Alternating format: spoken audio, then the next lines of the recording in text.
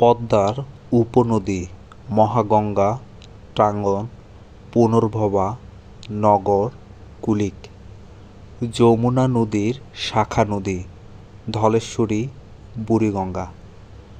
যমুনা নদীর উপনদী তিস্তা, ধরলা, করতোয়া, আত্রাই, বাঙ্গালী, দুধকুমার, যমুনেশ্বরী।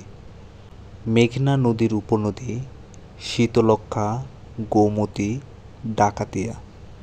কর্ণফুলী নদীর উপনদী চেঙ্গি, মাসলং, সাইনী, হালদা, কাপ্তাই, রাথিয়ং, গোয়ালখালী। মায়ানমার হতে বাংলাদেশে আসা নদী তিনটি: নাফ, মাতামুহুরী ও সাঙ্গু। বুড়িগঙ্গা যে নদীর শাখা নদী ধলেশ্বরী।